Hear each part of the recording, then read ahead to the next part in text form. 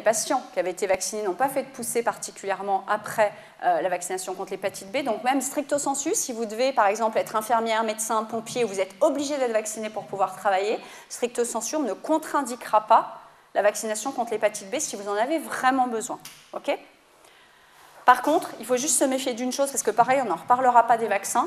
Certains vaccins s'appellent des vaccins vivants atténués. C'est des vaccins, ils sont encore actifs. Ça ne concerne pas beaucoup de vaccins, ça concerne le polio par voie orale, la fièvre jaune, le ROR. Le ROR, vous n'êtes plus trop en âge de le faire. C'est des vaccins, quand on les injecte, si on est immunodéprimé, ils peuvent donner la maladie.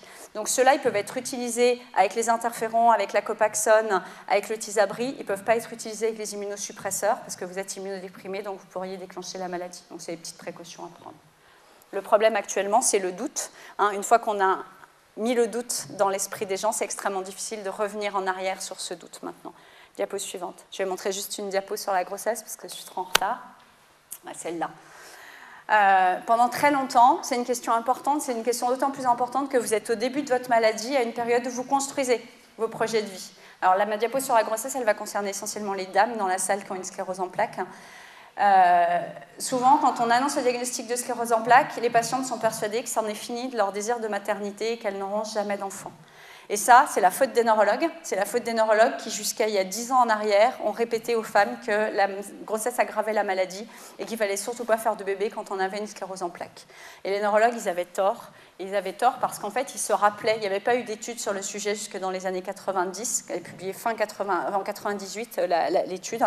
Et les neurologues avaient tort parce qu'en fait, ils publiaient et ils se rappelaient que des cas graves. C'est-à-dire qu'à chaque fois qu'ils avaient une patiente qui avait eu des soucis quand elle était enceinte ou après son accouchement, ils l'avaient publié, ils s'en rappelaient. Et toutes celles pour lesquelles ça allait très bien, et toutes celles qui ne sont pas venues les voir, même, qui ne leur ont même pas dit, parce qu'elles leur avaient tellement dit vous n'avez pas le droit de faire de bébé, qu'elles ont fait leur bébé dans leur coin sans prévenir leur neurologue, de peur que leur neurologue leur reproche les choses, toutes celles-là, on ne les voyait pas et on ne les savait pas.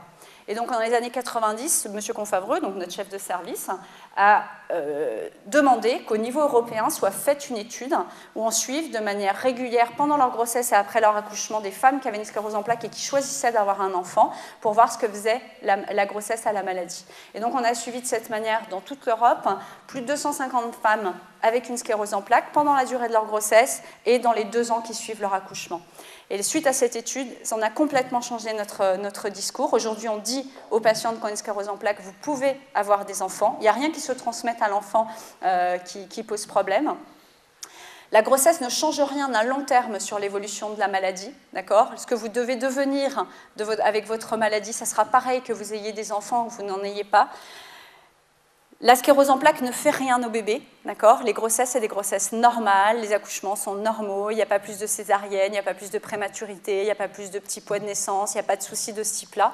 Par contre, la grossesse fait quelque chose à la sclérose en plaques, elle fait ça, la sclérose en plaques.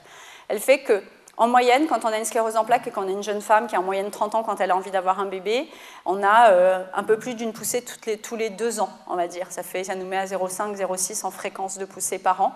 Pendant la grossesse, il y a quelque chose qui fait que ça nous protège. Donc en fait, le risque de pousser pendant la grossesse diminue. Et il est au plus bas au 3e trimestre. Au 3e trimestre, le niveau des poussées chez les femmes qui sont au 3e trimestre de grossesse, ça correspond à l'efficacité du Tysabri, qui est le traitement le plus actif qu'on a actuellement pour la sclérose en plaques. Donc la grossesse protège. S'il y a une poussée pendant la grossesse, on peut la traiter. C'est le meilleur traitement, la grossesse de la sclérose en plaques, mais on ne peut pas être tout le temps enceinte.